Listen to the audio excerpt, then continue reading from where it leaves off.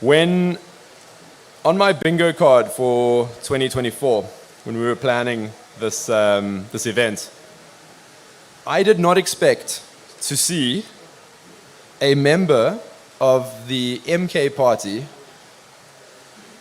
declare that a strategic Bitcoin reserve for South Africa is the way forward. That was not on my bingo card. I thought maybe a free market orientated party like the DA would be first to do this. No, slow off the draw. So joining us today, we're very lucky to have Mr. Mzwanele Manyi.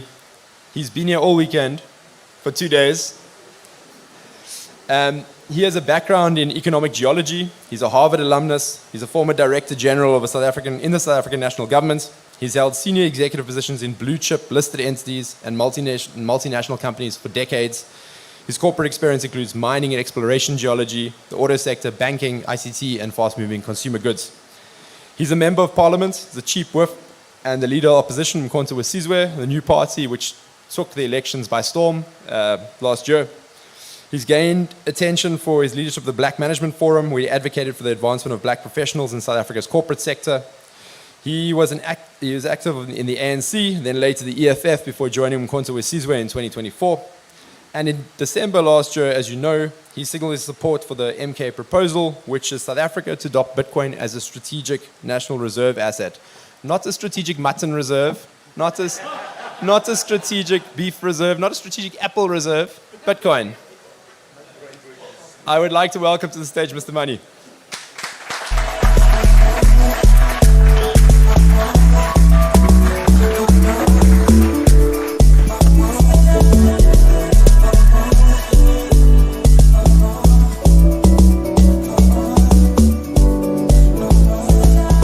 Thank you very much. Good morning, everyone. You know, in Parliament, they get us to read speeches, as it were. I think it's the best way to be guaranteed that a politician will stop talking. So if I don't read a speech, I speak off the cuff, I might be here the whole day. Okay. Before I forget this, you know, as I was listening to all these submissions that were made here today, I've got advice for you guys. I think you should use women more. You know, women, believe it or not, are more believable than men. So I thought I should give you practical examples of why are women more believable than men. Helen Zille was here yesterday. She spoke very well here yesterday. Very, very, very well. Helen Zille grew the DA from in 2007 to 2015 from 15% to 22%. A DA. That's what Helen Zille did. Between Musi Maimane and John Steenhuisen, they haven't been able to go beyond the 22% where Zille put it. Two men haven't been able to. You know, you can't argue that this one is black, this one is white. No, both of them. So the issue is the gender. I'm saying to you that if you were to say people that commit fraud in this country, is it women more? Is it more men? It's men. So if you want your product to sell, get a woman to sell your product. Trust me. And I've given you a live example of what a woman can do. So today, this morning, I'm not here to, all of you here, I'm almost sure you know more about Bitcoin than I do. But the one thing I love about this Bitcoin thing, you know, it's just like MK. It's something that you don't see it coming, but it's going to sweep you. This is Bitcoin. So there's a lot of interesting similarities about Bitcoin and MK. You know, also, what I think Bitcoin should do, you guys, I think it's important for you to locate yourself also within the geopolitical spectrum. It's not an accident that Helen Zille here yesterday wanted to know who actually started this thing and she had this name of this person that started this thing, and she was hoping that this person is a woman. That's what she said. And this is how we think as politicians, to say, whose agenda is this? Who's pushing this agenda? So it's important for you to answer this question as to which agenda is this that we're driving here. You know, sometimes you do something or you respond to something based on who is saying it more than what is being said. You know? So I think it's important that you locate yourself within that geopolitical spectrum as to where you are. That will answer a lot of questions. I mean, even within MK, I still have people to say, hey, comrade, tell me, where's this thing coming from? You know? So there's still some skepticism everywhere, but there are live examples of how well this is doing. I also thought I should make it clear that I'm not a technology expert. I'm not here going to tell you about all these complicated things like blockchain, Bitcoin mining, cryptographic protocols, all of those. You know more about those than I do. But I've done some reading, very strong reading about these things. So I've got a very good understanding of what this is about. And I also must thank some people here that assisted me, even in putting this presentation together, just to make sure that at least I get the framework right. And I'm going to embarrass them here because they didn't want me to say anything about them. But if James Cow is here, he's one of those guys. If Stafford Massey is here, he's one of those guys. So those are the guys that gave me a bit more bearings about this subject matter. So if I say anything that is remotely intelligent, give it to them. It's their credit. Okay. But for us as politicians, whatever solutions that are put on the table by the various people, we look for, okay, not all of us, let me say as MK, we're looking for the one thing that we're fighting for is to say who is best placed to take the interests of the country forward. Now, other people want to take the interests of themselves forward in the guise of taking the interests of the country forward. And they say all the kinds of things that make them wealthier, and they say that is in the interest of the country. You know? I mean, the fact that, you see the kinds of visuals that Lutando was showing you yesterday, all those shacks. Why is that normal? Why don't you get shocked? Why don't you say, do people live like this? You know?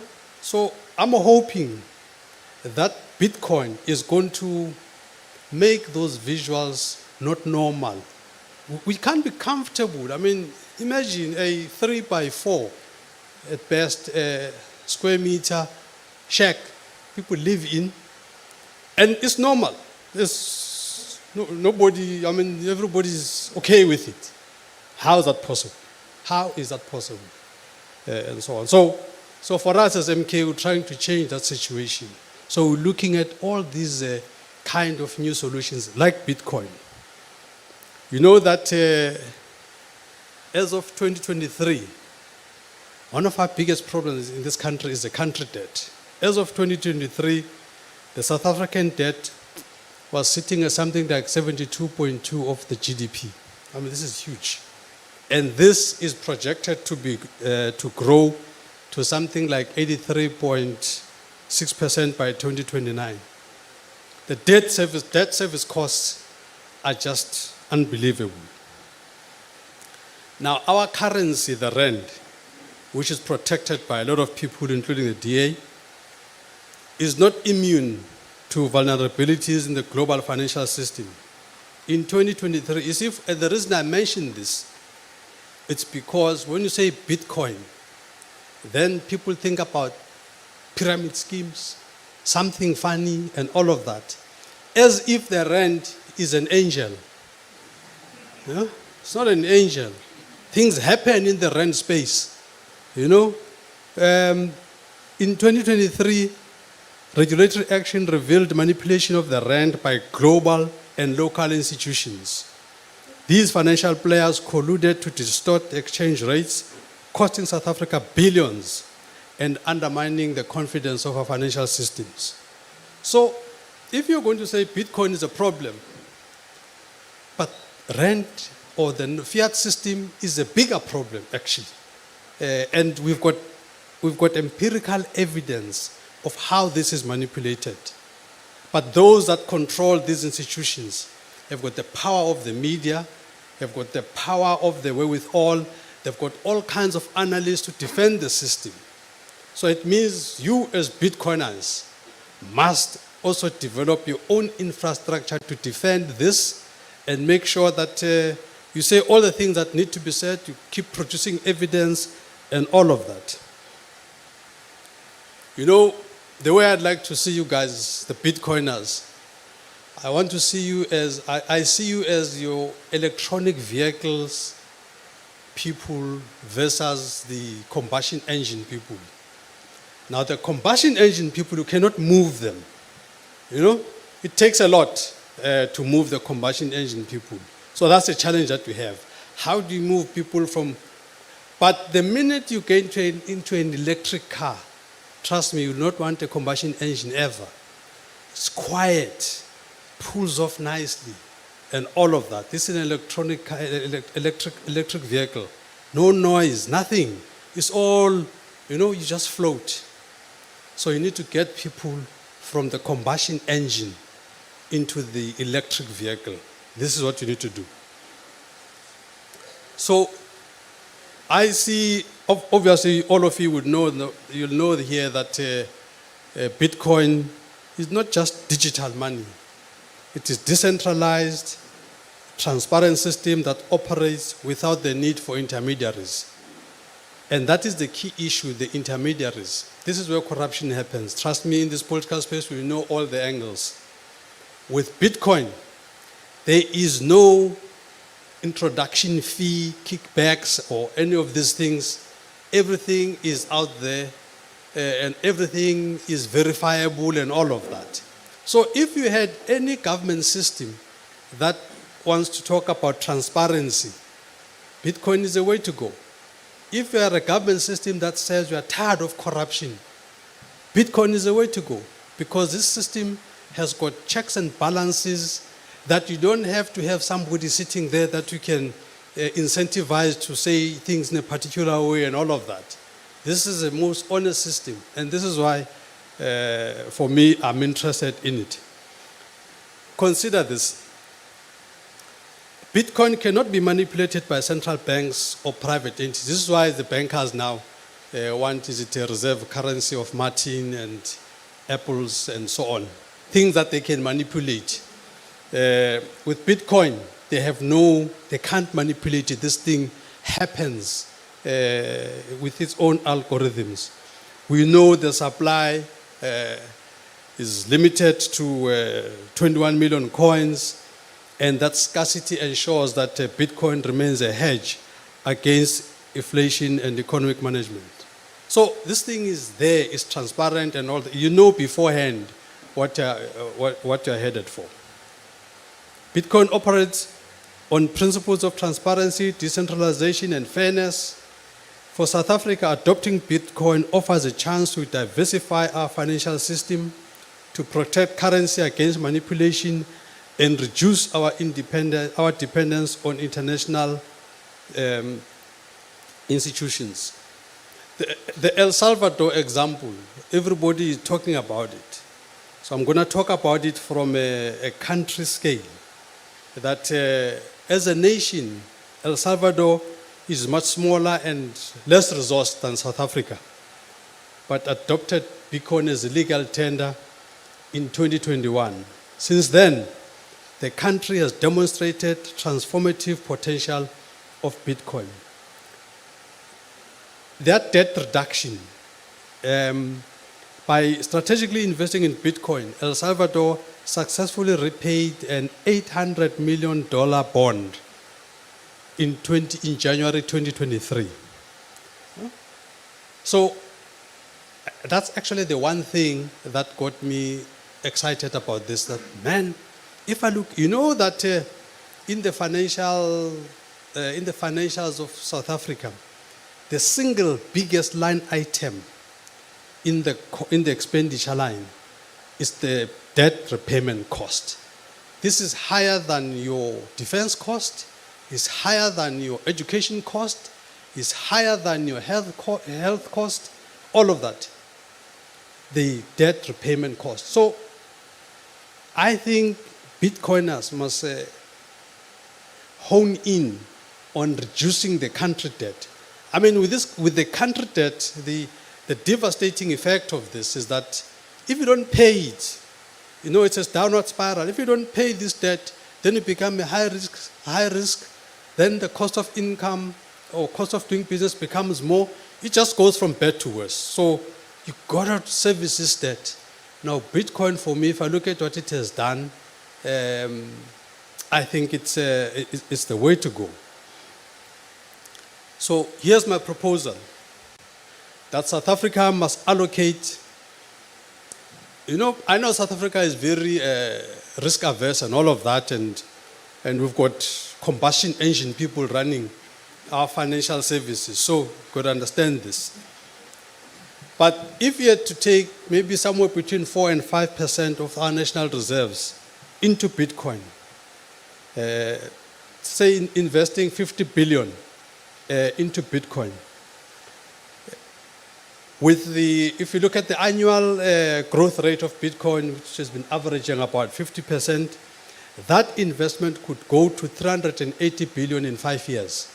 Imagine if we were to do that. You see, I mean, even right now, it's a pity that, as I say, you know, we're led by combustion engine people. If we were led by your Elon Musks of this world, if we were led by the Mark Shuttleworths of this world, we would know that Trump is about to make this big announcement if he hasn't made it already. Trump is going to go this route. This is the best time. This is now at the valley level. This is the best time to buy Bitcoin. Because Trump, at the rate he's going, by the time we leave here, he would have signed an executive order that Bitcoin is whatever in the States that it needs to be. You know, Trump is going to do that. And that is an opportunity for the country.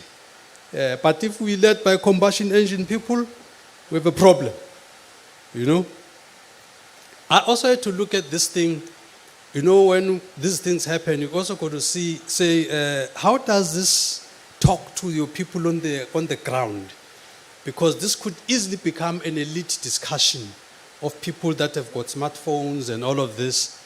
Did a bit of digging into that just to look at what does it mean for just a normal person from the township. I see this ECAC things that get discussed here, that I think it's good, but most of them are almost like business-to-business kind of interactions. I was looking for one that's gonna talk specifically to individuals. Now, discovered there with my research that you can actually start even with as little as 100 Rand with saving in Bitcoin.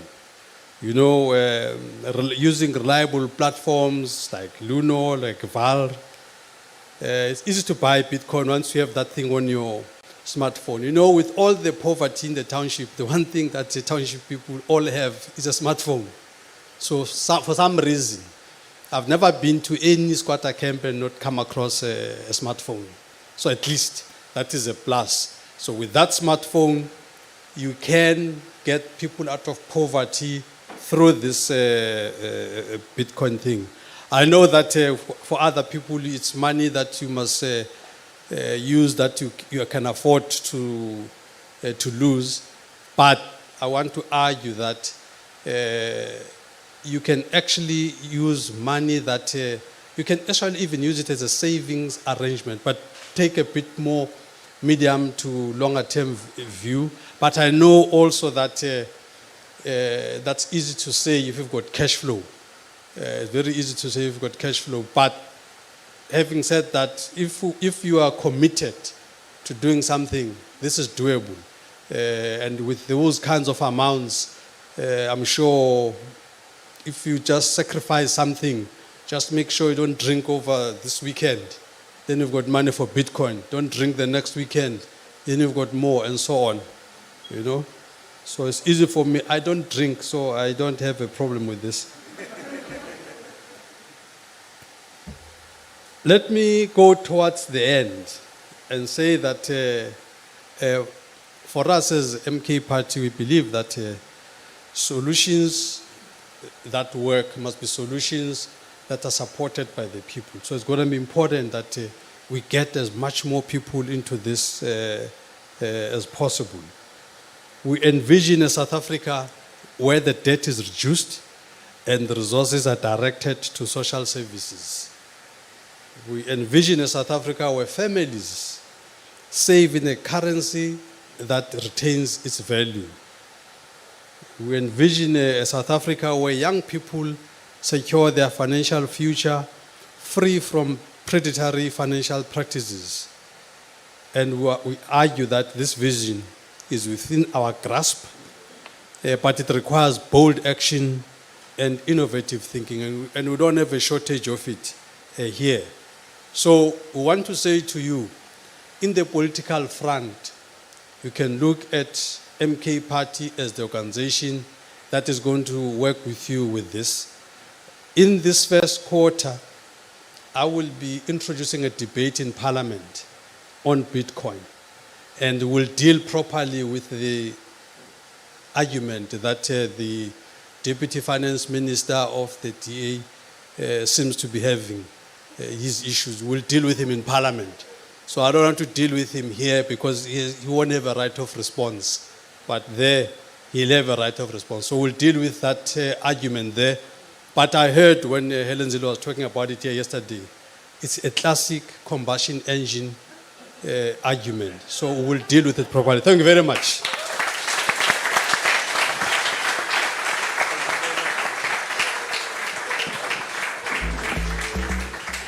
Guys, do you think he gets it? So, I am 36 years old. I don't think in my 36 years I've heard a politician make that much sense.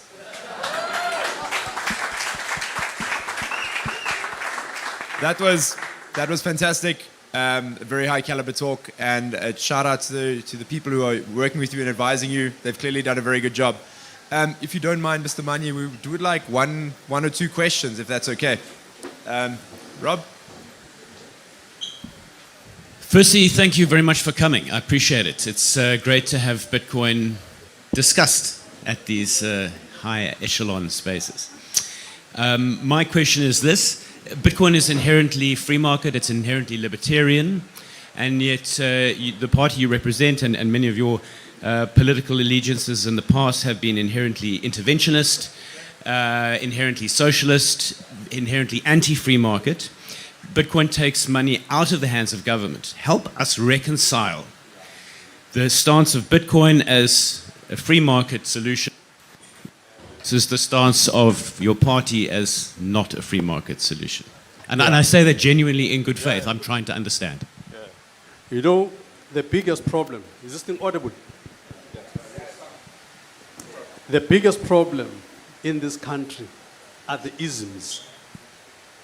You know, if we get out of isms, we'll get very far in this country. You know, don't say you are libertarian. Don't box me and say I'm a communist or socialist and all of that. Let's look at pragmatism, what works. Maybe we can worry about the isms afterwards. But the minute we start with boxing, I'm in this box, I'm in this ism, you are in that ism, the two isms cannot meet, and then we have a problem. You know, I have an interesting array of friends from the entire spectrum. What I've discovered, and also, you know, age helps. I'm 61 years old, so I've been around. I boast that being 61, I was born in 1964, so I've got over 30 years of apartheid experience and over 30 years of post 1994 experience. So I'm well balanced as a person. Right. So here's the issue. When I speak to my libertarian friends, the John Lowe's of this world, and so on, I listen to what he really wants. What he wants is what everybody wants. The issue here is that the starting point is not the same. This is the issue. See, when you talk about affirmative action and all these things that most of you here don't like, affirmative action, BEE, and all of these things, these are programs to try and say, let's level the playing field so that we can all be libertarians. Let's level the playing field so that we can all have a free market. I mean, why do you think it's fair that when you've got inequality, then you say, let's forget about inequality. Let's just all be free. Let the market forces operate. But we've got this gap. Why do you think that is right? Can't be right. Sorry? It can't be right. So what we need to do, we do want to do all the things that most people in this room want to be. But the issue is, let's first make sure that everybody, I mean, look at President Lyndon Johnson in the States. I think he made this 1964. He made this statement. He said, how do you take a man hobbled by, I'm paraphrasing him, how do you take a man hobbled by chains for 100 years? You liberate him and you say, now you are free to compete. I mean, how's that possible? And then at that same time, this man that must compete must now compete with, let's say, Usain Bolt, for argument's sake, who has been training all this time. The guy is fit as whatever you can get. He's healthy. You know, he's got everything. And then you say to the one that has been hobbled by chains, you say, now you are free. And then you want to put this man with Usain Bolt on a 100-meter race. What do you think is going to happen? Huh? So all you are saying is that, can you just please take this man quickly to some training field, give him more energy or whatever, get him up, and then free to compete. Affirmative action must not be a perpetual program. Must stop somewhere. But for it to stop, you must first level the playing field. So that's where the thing is. So for us, as the MK party, we are wired that way. We are saying that we do want to make sure that at some point there is no BEE. At some point there is no affirmative action. But the way to get there is to level the playing field, make sure everybody has got an equal chance of passing or failing. But right now, it's guaranteed that this one is not going to make it. But then we say, let's be free. That's not fair. So we're an organization that pushes for fairness. So I really think about it that way, that we want exactly what you want. But the starting point is that for free market to exist, can we all at least be on the same level in various ways? And then we can compete. Thank you.